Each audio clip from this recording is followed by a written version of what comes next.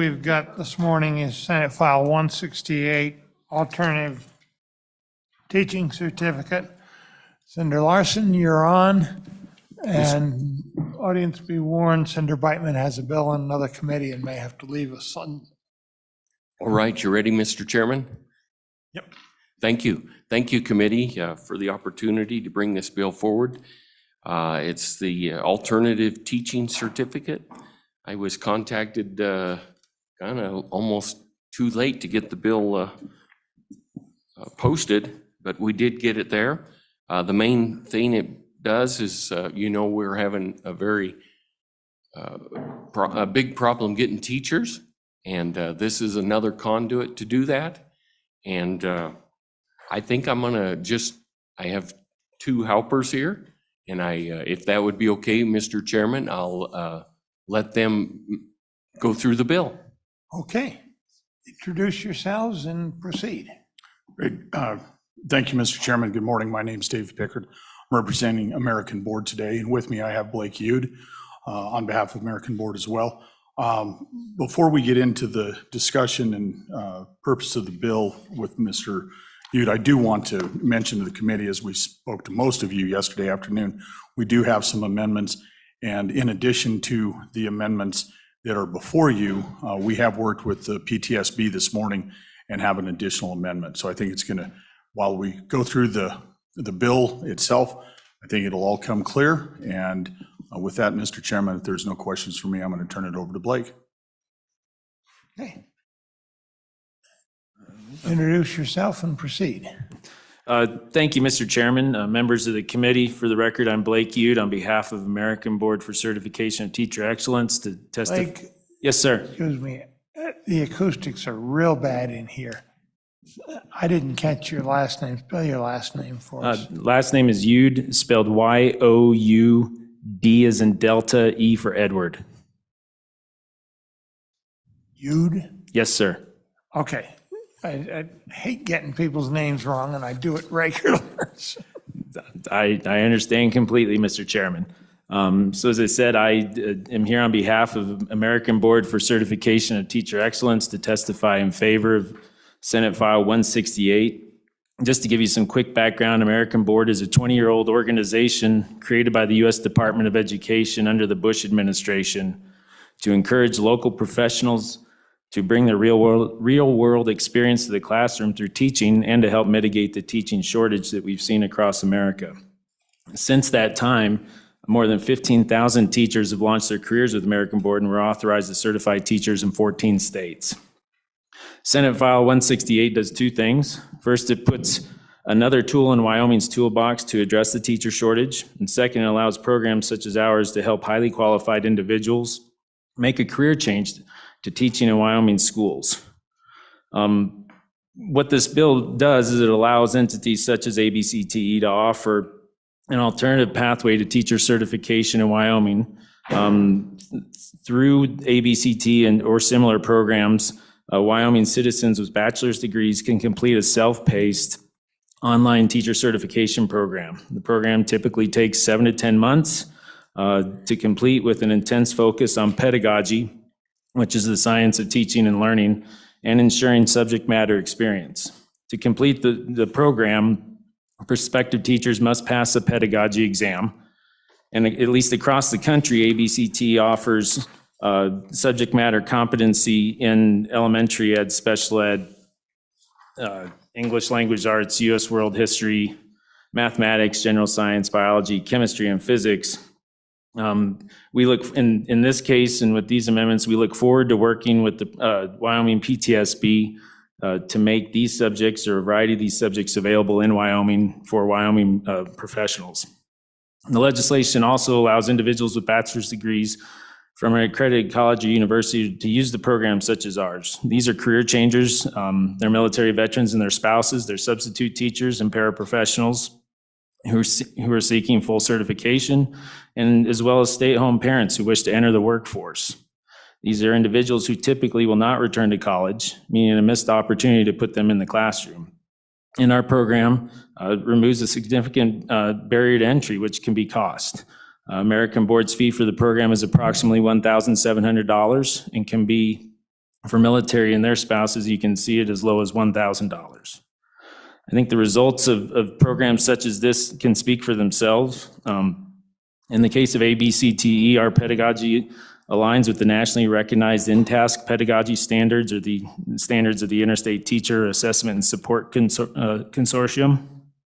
And American Board certified teachers perform equal to or better than their traditional college certified teachers in 19 to 20 indicators of teacher success. We've also seen that our teachers have a 97% retention rate at the 3-year mark, which is higher than the national rate of approximately 80%. I hope you'll join us in supporting Senate File 168.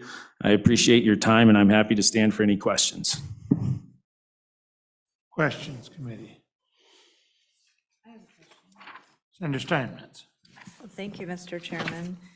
So in reading through our statute, and I think we've been talking about doing this earlier this session, and so I'm glad to see it coming forward because we've talked about a need for this type of thing. With that in mind, though, and I asked Mr. Picard this just briefly before we started our meeting, in 21-802, there's a subsection B there that allows for, it just reads, temporary employment as instructors of persons with extensive training or experience in a particular discipline. If a certified teacher is not available, those instructors shall be monitored and supervised by certified personnel. So I was just wondering why we didn't tweak that area of statute and why we now have to go through the whole certification and all of that, rather than just be supervised by certified personnel. Mr. Chairman, Senator Steinmetz, I kind of wonder if this could be answered better with the Brendan O'Connor and maybe in a bit. I'm not sure. I presented this to LSO and gave them a suggestion, and that's kind of why we went this direction. Okay. Does that help out? I guess. Yeah, we can get more information on that. I think we're headed in the right direction. Okay, I hope that's enough. Okay. Let me ask a few questions about your training program. What are the individuals that are doing this, say somebody is contemplating retirement after a military business career, they sign up with your outfit, and you say it takes 7 to 10 months. Are they typically still working when they go through that? And I don't understand the mechanics here. Mr. Chairman, thank you for the question. Typically, in the case of American Board, what you see is these are individuals who they have jobs today, and they are looking at a career change or growing from being a teacher's aide into a fully certified teacher. So rather than having to either leave their job or having to drive to take in-person classes, this allows them to take courses online at their pace. They actually can they can actually complete it in as long as 18 months, but 7 to 10 tends to be the average. But these are the folks who they're raising families. They have jobs in their community. They're recognized by their local school leader as this could be somebody that can help me fill some vacancies I have. Maybe it's the local accountant who could become a math teacher, and if they go through the pedagogy modules and go through the competency, subject matter, competency modules and are able to successfully complete all of those, then that would certify them, prepare them to go into the school working with school leaders to be successful in the classroom. One of the great things about the program is that you have to complete these certification exams to complete the program. If you can't pass them, you don't complete.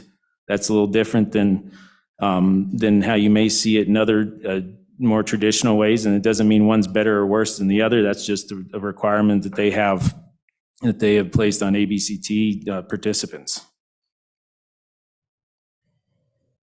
Okay, which exams have they got to take? Are those the internal ones that you guys have developed? Are they external ones that are accepted? What exams are they? Mr. Chairman, it depends on who the program is. I can tell you for American Board, they have created their own pedagogy exams and subject matter or content exams. They have used a variety of psychometric examiners, most notably Drexel University, to ensure that their pedagogy exams align or are comparable to the praxis. And you'll see that the same with their content exams as well. And they actually are going through another review. They do these periodic reviews about every 3 years or so, 3 to 4 years, to ensure that that alignment still exists. Okay. Okay. Committee, any further questions? Thank you all very much. Who else? Are you through, or you got more? Sure, Mr. Chairman, would you like me to walk you through the proposed amendments before you open up to Yeah, let's do PTSB? that, and then we can get public Fantastic. testimony on the lot of them. So, Mr. Chairman, as I mentioned, in discussions with PTSB and the bill sponsor, what we have come up with is a couple of items that I think will make this a lot cleaner and potentially easier to pass on the floor. The first one is on page 2, lines 13 and 14. We would go ahead and remove the requirement that a program like this operates in less than 5 states. In addition, page 2, lines 16 through 18, we'd go ahead and remove the "has operated as an alternative teacher certification program for not less than 10 years." We're very amenable to this, these two amendments. Going on page 2, line 21, afterward. Let me Yep. stop you right there. Yeah, Mr. Chairman? Your American Board, do you pass both of those tests that we're talking about removing? Mr. Chairman, yes, they do. Okay. So removing those would broaden it and allow other outfits in a little better. Mr. Chairman, that is correct. And the purpose of originally having that in there is clearly to exclude some, for lack of a better term, fly-by-night operations. In discussing this with PTSB, they have the ability to do their own due diligence and make sure that they're not accepting fly-by-nights to provide this important process in Wyoming. Okay, go ahead. So, Mr. Chairman, additional amendment on page 2, line 21, after the pedagogy examination, insert a period, strike the remainder of the line, and then on page 2, line 22, strike the words teaching, knowledge, examination, and the comma. That was perceived, and quite possibly is, a proprietary exam to American Board, and we're happy to remove that. And then, if there's no questions on that amendment, Mr. Chairman, this really is a discussion we had with the PTSB this morning. We mentioned a little bit of it in our comments yesterday to the individuals that we spoke with, but we would propose deleting the entirety of page 3. Following on to the top of page 4, we would delete lines 1 through 3. Mr. Chairman, in discussion with the PTSB, this is something that they routinely do through rulemaking. They have, again, with the State School Boards Association, with the PTSB Board, and consultation with WDE and local districts, we felt that we've started off on a great relationship with the PTSB Board. I think we can handle this discussion through rules and regulations. And with that, Mr. Chairman, I'll answer any questions on the amendments, but I'd ask for your favorable consideration of them. Okay, now let me just make sure before we go to questions that we understand to take out page 3 and page 4 down through line 8, is that, or page 4 down through line 3? I'm unclear. That's correct, Mr. Chairman. Which one? All the way through technically all the way to line 4, page 4, line 4. Okay. So page 4, and then because this came after I provided the written amendments to you this morning, we would also need to renumber at page 4, line 5, renumber subsection F to subsection Yeah, that's C right. or D. So, Senator Office. Thank you. So based on all of these amendments, and I worked them in, it would be my inclination, so I'd ask if it's consistent or if there's a reason why we wouldn't want to do it this way, to just keep all of the remaining language as a single paragraph D. It flows very nicely. So my question would be, would we need an E? Is there any reason why we would need that as a separate paragraph? I would take the sentence from it, put it at the end of the E paragraph, or excuse me, D paragraph. It seems to work very well when I walk through it. Am I missing something? Mr. Chairman, Senator Rothfuss, I agree with you. Okay. It's going to, matter to LSO attorneys when they pull the amendment together, but Yep. it appears that you just extend that one paragraph. Great. I have that worked through, Mr. Chairman, when we get there. Okay, when we get there, we'll have to talk to have other testimony before we get there. Right? Okay, committee, any questions on what we've got here? Are you confident that this amendment, without this, what you're taking out, you've got, these are very broad subject matters. And without the amendment, they've got to allow it in all these areas, right? Mr. Chairman, members of the committee, having the subject matters in there is definitely prescriptive. We recognize that the board, the PTSB board, has some concerns about a couple of those items. We are comfortable with our discussions with them of removing the menu items there and leaving that to their authority in rulemaking. One of the questions came up, if we were to remove, and let's use CTE as an example, and let's use special education as an example. If we were to remove those and down the road, the board felt that there is a need for this type of program in those subject matters, and we'd be coming back to the legislature to have that authority. Now, I understand that there's, different branches of government, rulemaking versus legislating, and, we will certainly defer to your committee and the legislature on the direction they want to go. But we are agreeable to removing it. Okay. Committee, any further questions? Hang tight, we may have some more before we're done.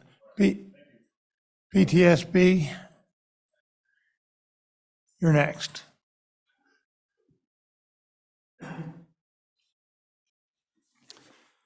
Good morning, Mr. Chairman, members of the committee. I'm Brendan O'Connor, Executive Director of the Wyoming Professional Teaching Standards Board.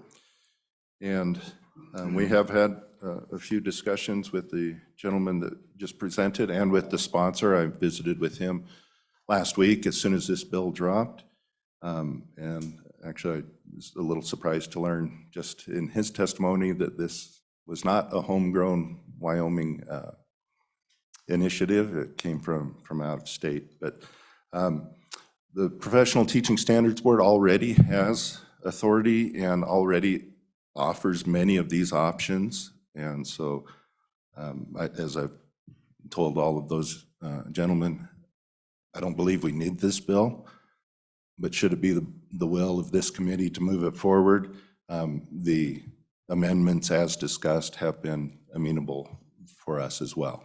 It does not limit alternative certification programs to just the American Board, which I did have a concern about, an unintended monopoly. It does allow for other organizations to come in and offer services. We already do recognize a number of them across the nation. So like I said, we already do allow a lot of these in. This would put it in statute, would allow some oversight, some different oversight for us. Okay. Questions? Senator Office. I would ask, how would this be done right now? Which statutory provisions would it be done under, where you said that there was currently a path, so what's the current path? Well, as Senator Steinmetz mentioned, I don't have my law book in front of me, but it, in that paragraph B, does allow for temporary assignment of certain individuals. We do have some of those provisions. We do allow for some, I think it does say a degree in paragraph A, that they're leading towards a degree. This obviously would meet that as well, that they do have a degree, but then have met other licensure opportunities. So we do have what we call an exception authorization, which other states would call a provisional license. And in the materials I provided to you, you see how American Board works in those different states. They do start with provisional license. They undergo mentoring and so forth in the district for up to 3 years, or depends on the different state. And then they're eligible for full licensure. That would fit in our rule-making authority to do that as well. And I believe that the organization would be amenable to that, since they already do in their other states. We have the professional industry career permit, where someone from a business or industry background can come in, also undergo some training and create a professional development plan that they carry out and report in on. And then the district also provides feedback on that as well. Any further questions? Let me ask you then, quite bluntly, the instruction, they're talking a lot of the instruction being in pedagogy and whatnot. In your judgment, is the instruction these people are going to get, is that going to do them any good in the classroom? Is it adequate? Mr. Chairman, if you're finished with your question, I have learned a lot about this program in the last few days that is not apparent on their website. From their website, from what I could glean, you would pay them a couple of $1,000s. You would get some PDF documents to prepare you to pass the tests, and that was it. And you would never have to step inside the classroom. So in visiting with the advocates, I suggested an amendment, and I believe I have it in my notes in my really poorly scribed version of the amendments on the PDF that I provided you, that they would need to complete some kind of clinical experience where they'd actually have to be in the classroom before they finish. The American Board individuals assured me that in these other states, they can get the provisional license. They are under supervision, they are under mentorship, and they consider that kind of the pedagogy learning piece a little bit more than just the test taking piece. Okay.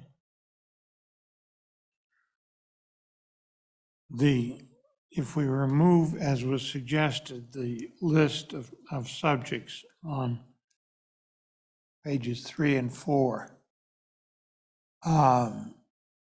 what's your intention? Is it to allow all these subjects, or is it to not allow all these subjects? Mr. Chairman, I believe that would be at the purview of the board to determine, as in the information that I provided in the other states. Many of those states do not take that whole menu list of options, and by their own admission, they do not have a career and technical education test at this time, so that wouldn't be offered anyway. So I think we would be working through the rules process to either list them out or have it as a little bit more blanket approach to that. I did visit with the advocates that Our board has been really hesitant about allowing elementary education and special education endorsements to be added via testing only. They feel that those are the most vulnerable populations, the young children and the special needs. You need a lot more hands-on training than taking a couple of tests in your living room would provide you with. And so that's why we came to the compromise that instead of listing out or striking through the different pieces, we would work through these organizations and maybe come up with MOUs or any other number of ways that we could do that with allowing which endorsements we would allow. Being blunt about it, your organization has a reputation for trying to restrict the workforce. And we've had to legislate any number of times when there's been excesses that way. Now, it hasn't happened recently. Maybe it's been reformed a bit. But if we take it out, do we have any assurance you're going to do anything? Mr. Chairman, I appreciate your bluntness, and I understand that past administrations of the agency have been an agency of no. But the last 5 years under my predecessor and as me continuing on, and there's not much of an audience behind me, but we have worked diligently with our constituents, which are the school districts and the educators, to provide a lot more flexibility in our rules. We have changed a lot of our rules over the last number of years to allow more flexibility to get educators in to meet the needs of the state. Committee, any further questions? Okay, thank you very much.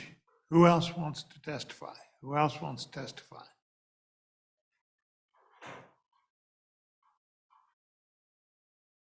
Anybody else? Anybody else? Okay. Amendments. Senator Ruffus.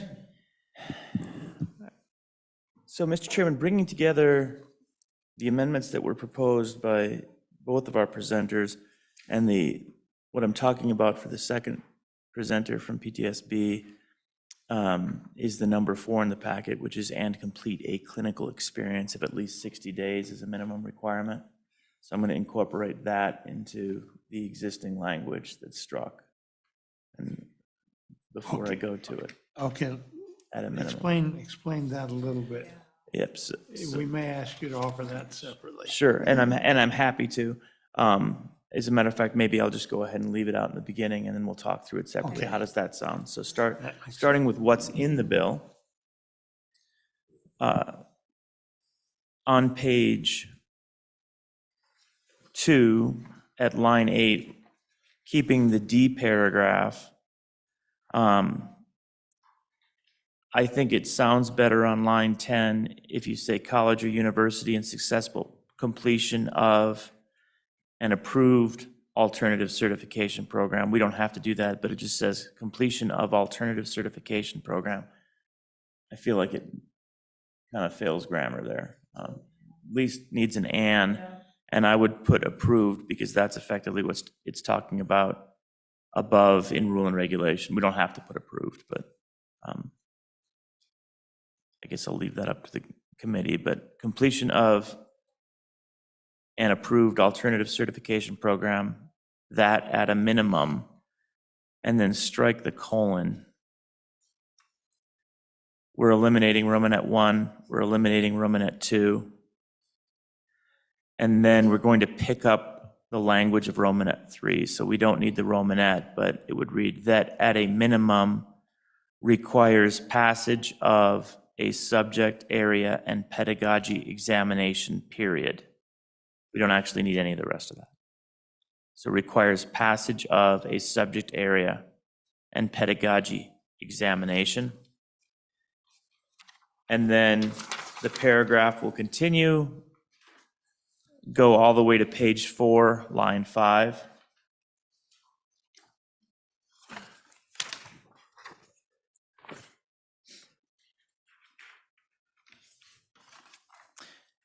On line 5, the next sentence would begin, issuance of this, so strike and replace with this, issuance of this alternative certification, strike the rest of the line.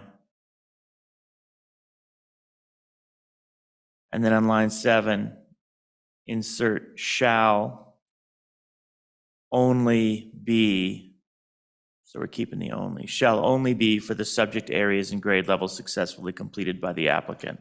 So that final sentence in the paragraph would read, issuance of this alternative certification shall only be for the subject areas and grade levels successfully completed by the applicant. All of that becomes a new D paragraph. Is that clear? Would you like me to go through it one more time? Clear to me, committee members? You? Okay, All right, I'll start with that, and I'll just make that as a motion, Mr. Chairman, and then we can talk about the other aspect. okay, let me ask you on the approved. Yeah, If we just say approved, is it clear approved by whom? Mr. Chairman, I believe, based on the context, this is the board shall promulgate rules and regulations, and then the Romanet 2 is the board shall by rule and regulation provide for, and then it would be this opportunity to have an alternative certification based on an approved alternative certification program. So since it's all within their authority, it would be something that they would by rule and regulation establish an approval process for and have an approved list of alternative accreditation.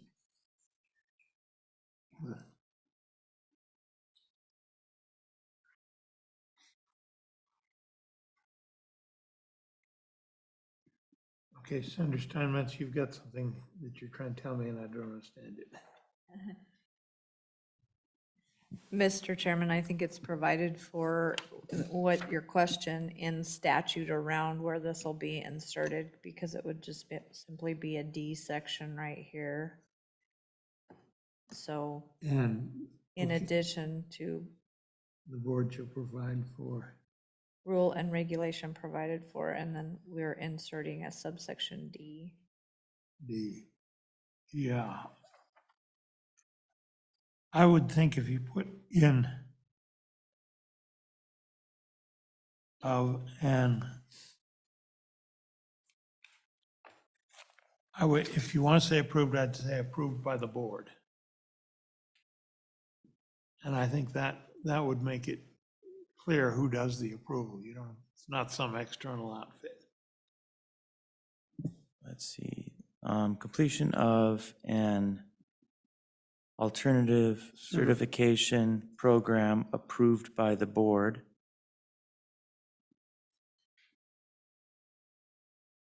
The board, friendly, yeah, that works, Mr. Chairman. And successful completion of an alternative certification program approved by the board that at a minimum requires passage of a subject area and pedagogy examination. All right, so that's all existing language basically with the additional insertion. So yeah, I'll make that motion now and then we can, if everyone's okay with it, we can talk about the other bit. Committee questions, comments, discussion? Okay. Let me, I think we're going to adopt this amendment, PTSB. Let me say it is my interpretation that this is a little bit of a trust me, that you guys are going to faithfully implement something here and we don't have to be more explicit as to what we want. We're going to trust your judgment. And if your judgment is there's none of these that ever approve, we'll come back and legislate in much more detail. Does that make sense? Because I think you need the ability to get rid of the ones that are fly by night and trying to simply exploit people without providing any useful education. But at the same time, we want to see a good route for particularly people who are changing careers, really have something to offer to students. And so we want something done here. Committee, is that a fair statement? Okay. Anything further on the amendment? Okay.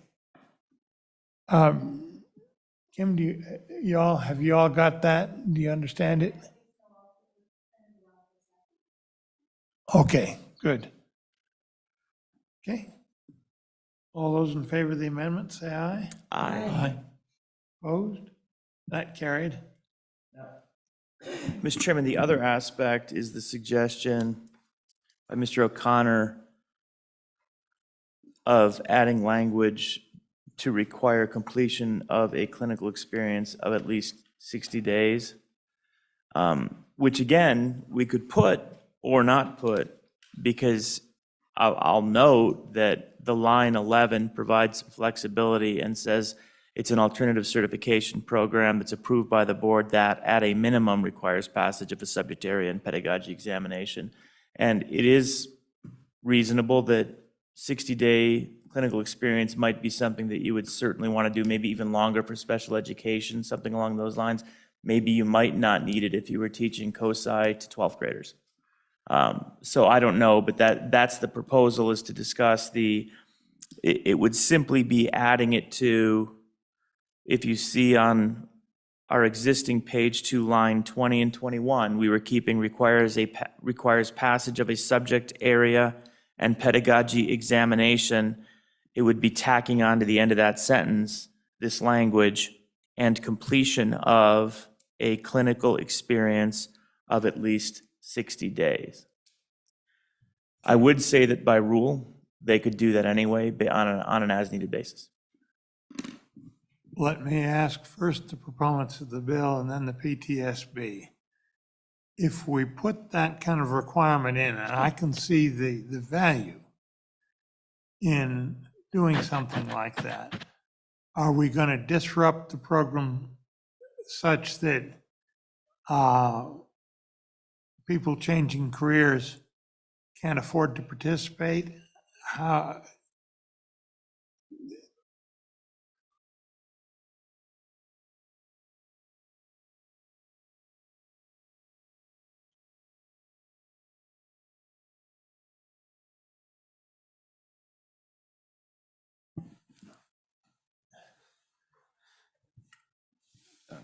Mr. Chairman, members of the committee, again, for the record, my name is Blake Ude, here on behalf of American Board for Certification of Teacher Excellence.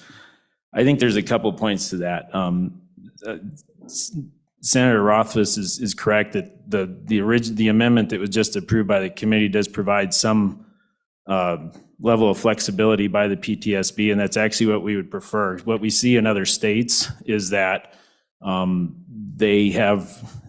they make some level of administrative rule around the local school district or charter school that hires one of these completers going through a mentorship or some sort of student teaching experience. Certainly that looks different for each one of those, because they the idea is that if you have a certified individual, somebody who has made the very hard and purposeful decision to be a career changer and do this on their own time at their home after work while supporting their families, that and they have a local district or charter that's willing to hire them, and they know what they best need out of that person and the students that they particularly serve, that we see that, having some sort of, whether it's upfront agreement between the hiring LEA and the individual, or even if it is in an administrative rule, leaving the flexibility of calling it, a mentorship program or other supportive, clinical experience. We like to do it that way, in part because when you go across several states, those all look very different. And administering that across all those states can be very burdensome and be a cost increase when you're looking at a program that can be, $1,700 versus a higher ed institution related one that has been known to be higher, some up to $6,000. So that's a long answer to say we'd prefer to have the flexibility with the PTSB rather than have it in statute. I have a question to follow up on that if I can. Go ahead. Well, I'm kind of thinking of the process also, and this might be either for you or for the PTSB, but it seems like for a lot of these alternative certifications, what you would really want is professional mentorship and teaching oversight for some period of time. And I guess my question is, how would that proceed? This seems to be, as part of the alternative certification, you would need this, where I'd almost want the alternative certification to occur, but that is not tantamount to licensure until there's some sort of a full approval through an apprenticeship, mentorship, or something along those lines. So I guess I'd be worried about putting the requirement as part of the certification, where I'd want it as part of licensure in the long run. What are your thoughts on that?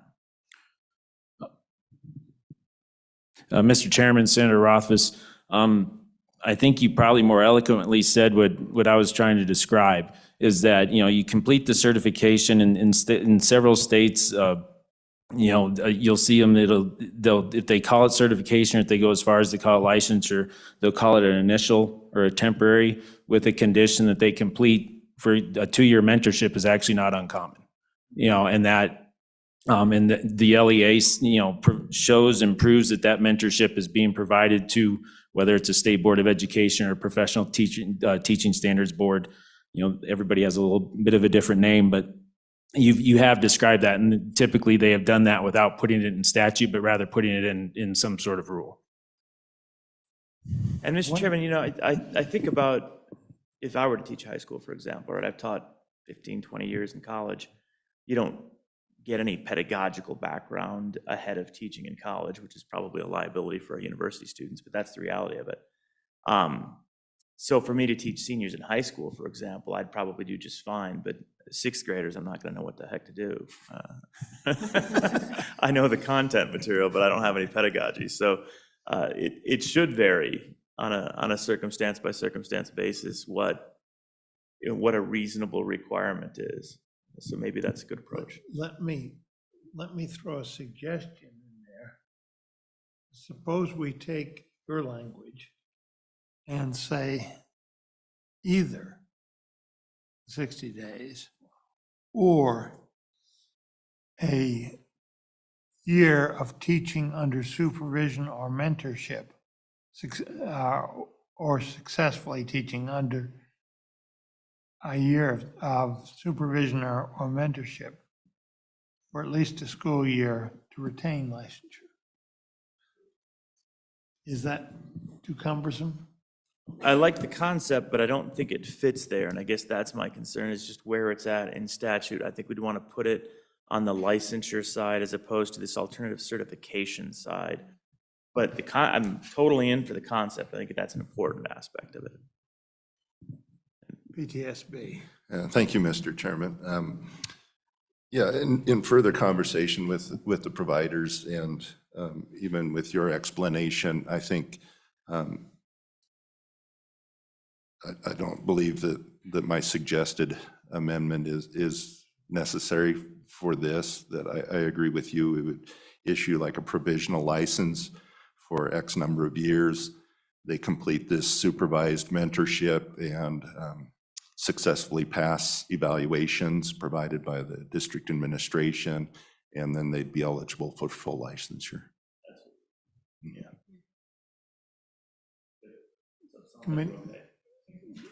Okay, committee, are we comfortable with leaving the bill the way it is now and trusting the PTSB to deal with this concept? Because I think the concept is important, that you need some practical experience. Sherry, how do you feel?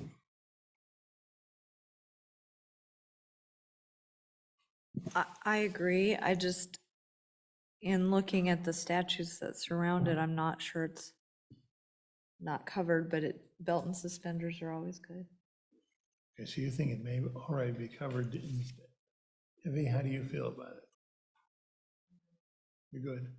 Okay. Yeah, Okay. Mr. Chairman, I'm good, and I guess what I would suggest is we can go with it as it is and just ask the proponents in PTSB. I think you all understand what we're kind of looking for. Maybe there's a great spot. Maybe there is a great single paragraph that we could put in someplace that captures this idea of provisional licensure that has a requirement associated with it. of some type of clinical or practicum or evaluation period. And if it doesn't fit well, that's okay. Let's say what we're doing here is we're trying to set you down, give you some authority to go down a road here to exploit the resources we've really got in the community, because I've talked to any number of people who would just love to go teaching and have a good deal to offer because of all the experience they've had with life. So, committee, any further discussion on the bill? Do I hear a motion on the bill? So moved. Motion is due pass as amended. Any further discussion? Call the roll, please. Senator Brightman? Excused? Excused. Nessie left to vote. He did not leave one with me, Oh, he Mr. Chairman. did leave a vote. Yes, and they're aye, both with amendment and without. So Senator Brightman, aye. Senator Brennan? Aye. Senator Rothfuss? Aye. Senator Steinmetz? Aye. Chairman Scott? Aye. 5 ayes. Okay, BTSB, if we can get it through the House, I'll leave that to the good sponsors. We're trying to send you down a road, and we'll be very interested in progress, because I think there's a resource to be had there that can be quite valuable for our students. Understood, Mr. Chairman. Okay. Thank you. Committee, we will start on House bills, probably with the two joint interim community college bills on Monday. Okay. Not really, I was just trying to figure out how all this works together with that.